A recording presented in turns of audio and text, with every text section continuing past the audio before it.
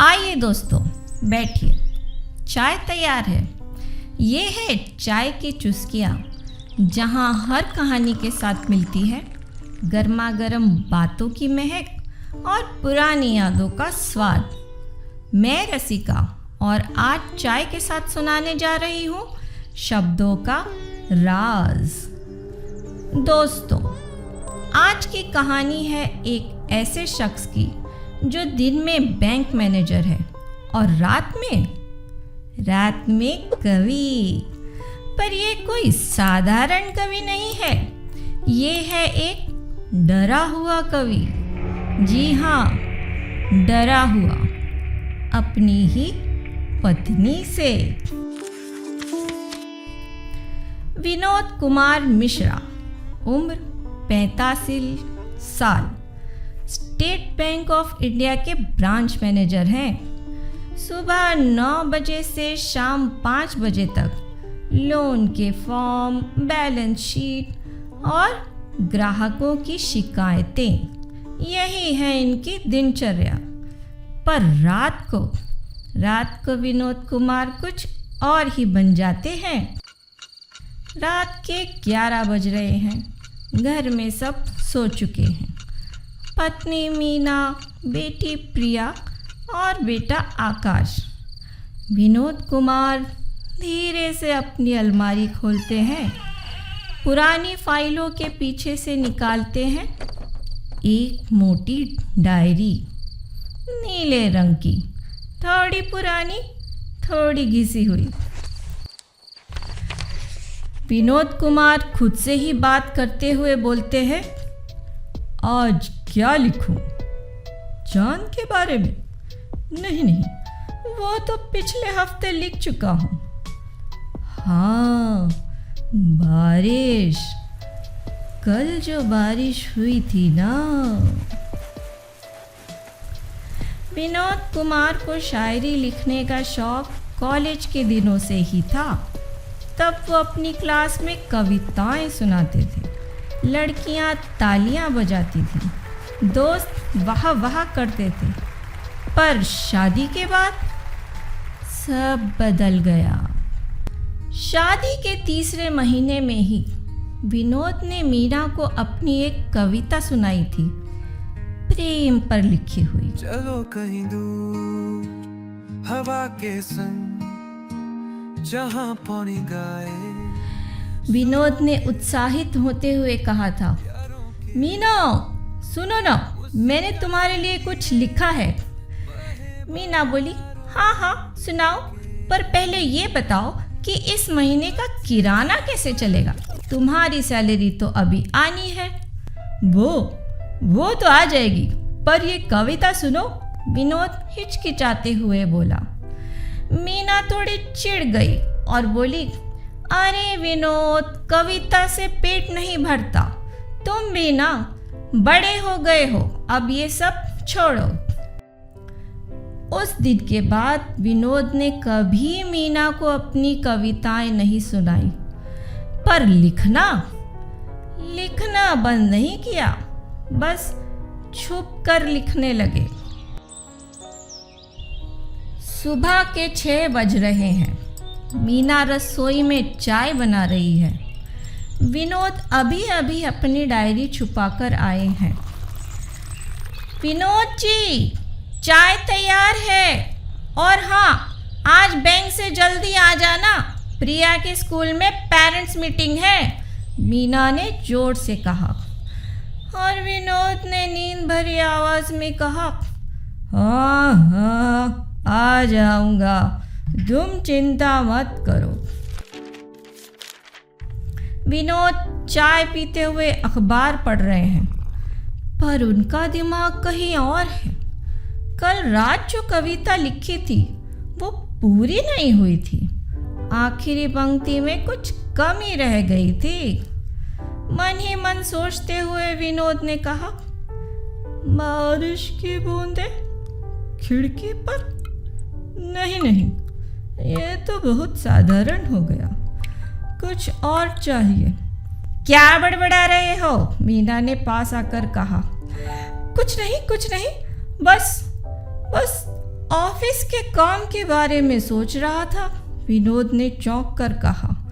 तो मीना ने शक भरी नजर से देखते हुए कहा, तुम कुछ अजीब लग रहे हो आजकल। रात को देर तक क्या करते रहते हो? विनोद ने घबरा कर कहा, कुछ नहीं, बस फाइलें देख रहा था, बैंक का काम है ना। पापा, मेरा टिफिन बॉक्स कहाँ है? तभी विनोद की बेटी प्रिया ने चिल्लाते हुए कहा, मम्मी, दीदी ने मेरी पेंसिल तोड़ दी। विनोद के बेटे आकाश ने रोते हुए कहा। और इस तरह विनोद की सुबह शुरू होती है। बैंक जाने की तैयारी, बच्चों की नोकझोंक और मीना की व्यवहारिक बातें, पर उनके दिल में बसी है शब्दों की एक अलग दुनिया। बैंक में विनोद एक अलग इंसान है, थोड़ा गंभीर, थोड़ा व्यवहारिक, हर चीज़ का हिसाब रखने वाला। तभी एक ग्राहक परेशान आवाज़ में बोलता है, सर, मेरा लोन कब तक पास होगा? देखिए, आपके डॉक्यूमेंट्स में कुछ कमी है, पहले वो पूरा कीजिए, विनोद ने कहा। पर दोपहर के खाने के ब्रेक में जब सब लोग कैंटीन में होते हैं, विनोद अपनी टेबल पर बैठे रहते हैं, एक छोटी सी नोटबुक निकालते हैं और लिखने लगते हैं। विनोद खुद से ही बात करते हुए बुदबुदाते हुए बोलता है, बारिश की बूंदें खिड़की के शीशे पर नहीं, बारिश की बूंदें दिल के आईने पर। विनोद जी, क्या लिख रहे हैं? सहकर्मी शर्मा जी ने अचानक पूछ लिया। तभी विनोद जी घबरा गए। उन्होंने नोटबुक बंद करते हुए कहा, कुछ नहीं, बस कुछ नोट्स थे। हंसते हुए शर्मा जी बोले, अरे खाना नहीं खाओगे क्या? चलो कैंटीन चलते हैं। विनोद जी बोले, हाँ चलो। विनोद को हमेशा डर लगता है कि कहीं किसी को उनका राज पता न चल जाए, खासकर मीना को। मीना जो हर चीज़ को व्यवहारिकता की कसौटी पर रखती है। शाम को घर लौटते हैं विनोद, थके हुए, पर दिमाग में फिर से वही कविता घूम रही है। तभी मीना रसोई से बोलती है, आ गए, जल्दी से हाथ मुख धो लो, खाना लगाती हूँ। हाँ, बस 5 मिनट, विनोद जी बोले। विनोद सीधे अपने कमरे में जाते हैं, अलमारी खोलते हैं, डायरी निकालते हैं और जल्दी से 2 पंक्तियाँ लिख देते हैं।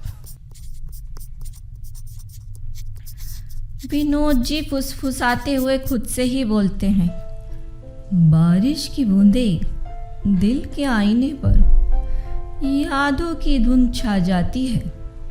तभी मीना दरवाजे पर आती हुई बोलती है, विनोद जी क्या कर रहे हो? खाना ठंडा हो जाएगा। अरे आ रहा हूँ, बस कुछ फाइलें देख रहा था, चौंक कर डायरी छुपाते हुए विनोद जी बोले। खाने की मेज पर सब बैठे हैं।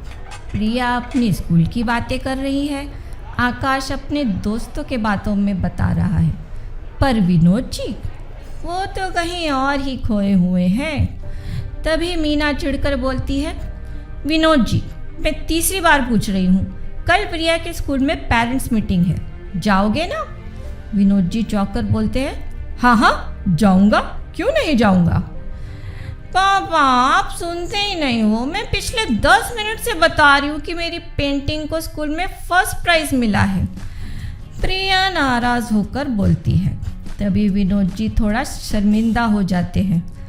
अरे वाह, बहुत अच्छे बेटा, मुझे तो पता ही नहीं चला। पता कैसे चलेगा, आप तो हमेशा अपनी ही दुनिया में खोए रहते हो, मीना गुस्से में बोलती है। खाना खत्म होता है, बच्चे अपने कमरों में चले जाते हैं। मीना बर्तन धो रही है, विनोद सोफे पर बैठे टीवी देख रहे हैं, पर दिमाग वो तो कहीं और ही है।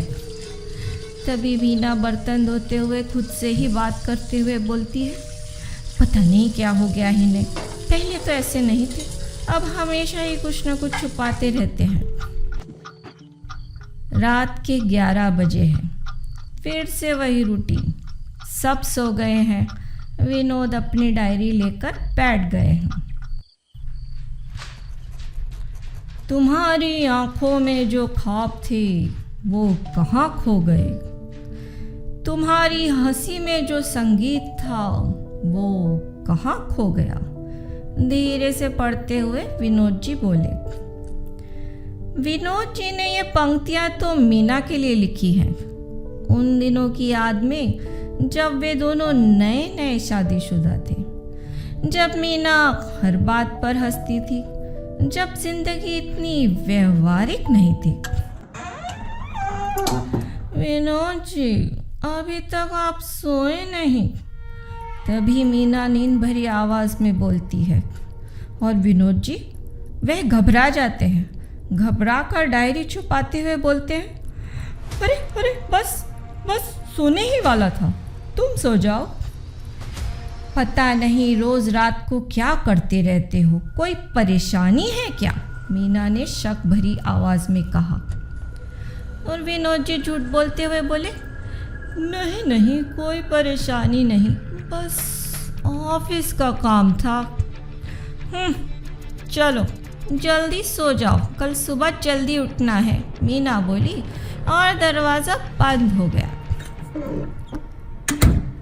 विनोद को लगता है कि मीना को शक हो रहा है, पर वो अपना राज नहीं बताना चाहते। डर लगता है कि मीना हंसेगी या कहेगी कि ये सब बेकार है। अगले कुछ दिन ऐसे ही बीतते हैं। विनोद छुपकर लिखते रहते हैं और मीना का शक बढ़ता जाता है। एक दिन यूं ही मीना अपनी सहेली से फ़ोन पर बोली, नहीं रेखा, मुझे लगता है विनोद जी कुछ छुपा रहे हैं, रात को देर तक जागते हैं, दिन में खोए खोए रहते हैं। अरे कहीं और तो नहीं है, फ़ोन पर चिंतित होते हुए रेखा बोली। नहीं नहीं विनोद जी ऐसे नहीं है, पर कुछ तो है ज़रूर, हंसते हुए मीना बोली। एक दिन मीना ने सोचा कि विनोद की अलमारी चेक करनी चाहिए, शायद कोई सुराग मिल जाए। मीना खुद से ही बोलती है, देखती हूँ क्या छुपाया है इन्होंने। मीना ने अलमारी खोली, कपड़े, फाइलें, पुराने कागज़, पर कुछ खास नहीं मिला। वो नीली डायरी, जी हाँ नीली डायरी पुरानी फाइलों के पीछे छुपी थी, जहाँ मीना की नज़र नहीं गई। तभी निराश होकर मीना बोली, कुछ नहीं है यहाँ, शायद मैं ही ज़्यादा सोच रही हूँ। उसी शाम विनोद के कॉलेज के दोस्त राजेश आए और बड़ी खुशी से बोले, अरे विनोद, कितने दिन बाद मिल रहे हैं। विनोद जी गले लगाते हुए बोले, हाँ यार, आ बैठ। मीना, चाय बना दो ना। पुरानी यादों में खोए हुए राजेश ने कहा, यार याद है कॉलेज में तू कविताएं सुनाता था, वाह क्या दिन थे वो। विनोद जी घबराकर इशारे से चुप कराते हुए बोले, हाँ हाँ पुरानी बातें हैं, अब तो सब छोड़ दिया। अरे क्यों, तू तो बहुत अच्छा लिखता था, अभी भी लिखता है क्या, हंसते हुए राजेश ने कहा। तभी विनोद जी बोले, नहीं नहीं अब कहाँ समय मिलता है, बैंक का काम, घर परिवार। पर मीना ने ये बातचीत सुन ली थी रसोई में खड़ी होकर, और ही मन मीना ने विचार किया, कविताएं, विनोद जी कविताएं लिखते थे? मुझे तो पता ही नहीं था। उस रात मीना को नींद नहीं आई। वो सोचती रही कि विनोद ने उसे कभी अपनी कविताओं के बारे में क्यों नहीं बताया। खुद ही बिस्तर पर सोते हुए मीना खुद से ही बोलती है, क्या मैंने कभी उन्हें मौका दिया अपनी बात कहने का? क्या मैं हमेशा सिर्फ पैसों और घर की बातें ही करती रही? मीना को याद आया वो दिन जब शादी के बाद विनोद ने उसे कविता सुनाई थी और उसने कैसे टाल दिया था। शायद मैंने ही उन्हें रोक दिया, शायद इसीलिए वो अब छुपकर लिखते हैं। पछतावा करते हुए मीना खुद से ही बोली। अगली सुबह मीना ने फैसला किया कि वो विनोद की डायरी ढूंढेगी, ना उन्हें रोकने के लिए बल्कि उन्हें समझने के लिए। दोपहर का समय है, विनोद जी बैंक में है और बच्चे स्कूल में। मीना अकेली है घर में और खुद ही से बोलती है, आज पता लगा कर ही रहूंगी। मीना ने फिर से अलमारी खोली, इस बार ज़रा ध्यान से हर कागज़ और हर फाइल को देखा और फिर पुरानी फाइलों के बिल्कुल पीछे वो नीली डायरी। ये क्या है?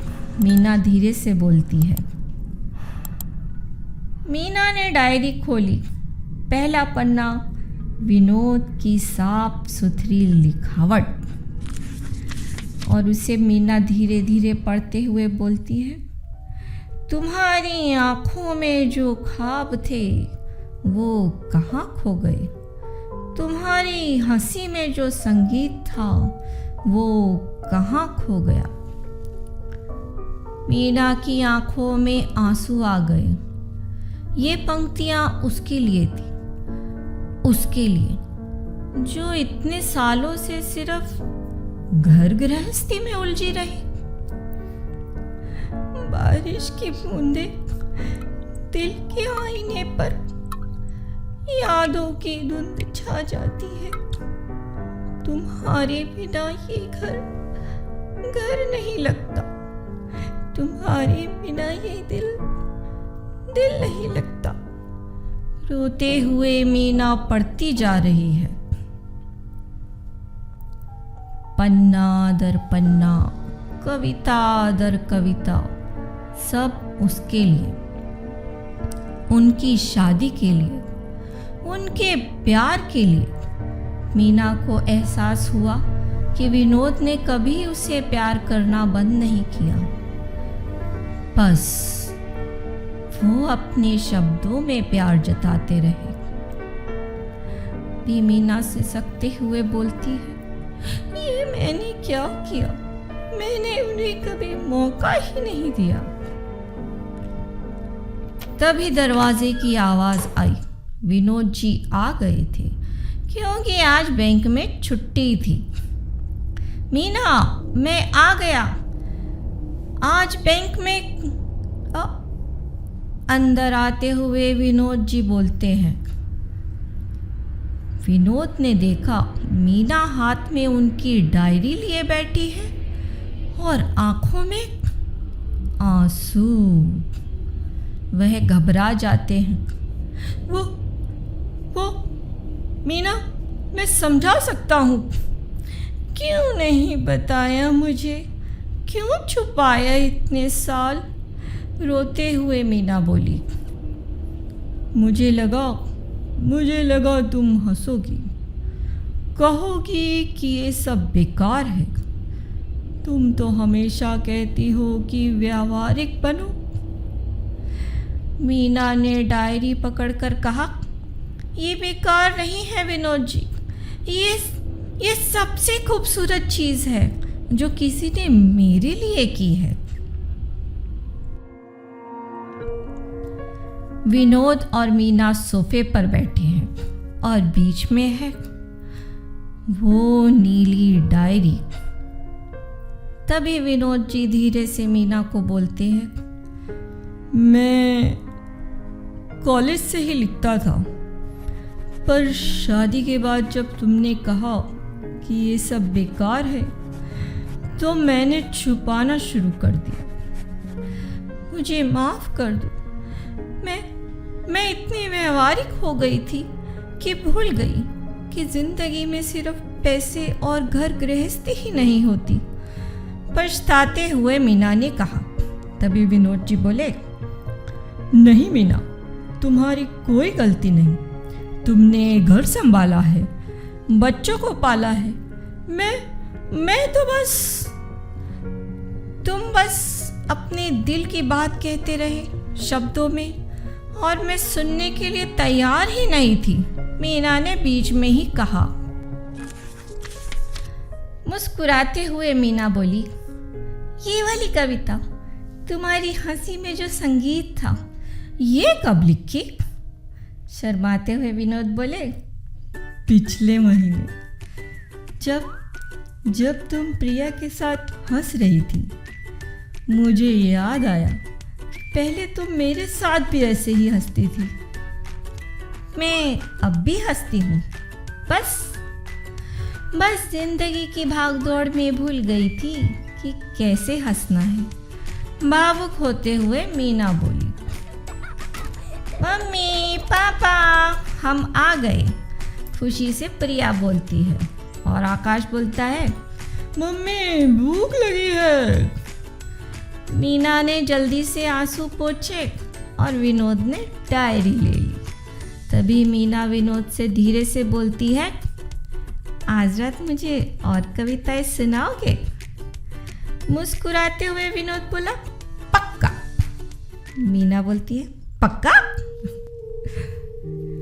उस रात 20 साल बाद विनोद ने फिर से मीना को अपनी कविताएं सुनाई और मीना ने सुना ध्यान से, दिल से। जिंदगी की भागदौड़ में हम भूल गए खुद को। जिंदगी की भागदौड़ में हम भूल गए खुद को, पर तुम्हारी आंखों में मैं फिर से मिल गया खुद को।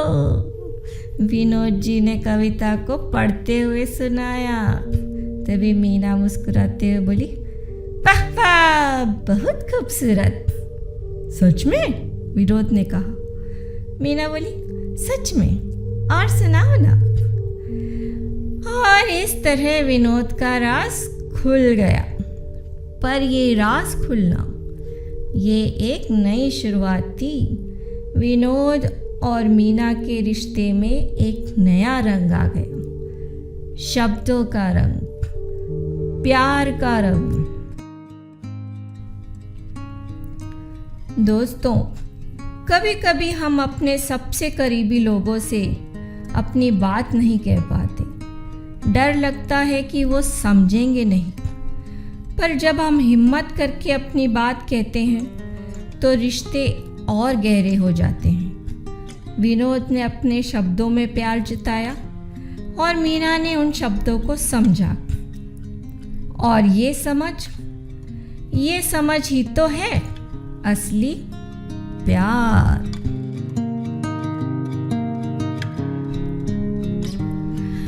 तो दोस्तों, चाय की आखिरी चुस्की के साथ खत्म होती है आज की कहानी। कप खाली हो गया है पर दिल भी भर गया है। चाय की चुस्कियों में फिर मिलेंगे एक नई कहानी, एक नई चाय के साथ। तब तक चाय पीते रहिए, कहानियाँ सुनते रहिए।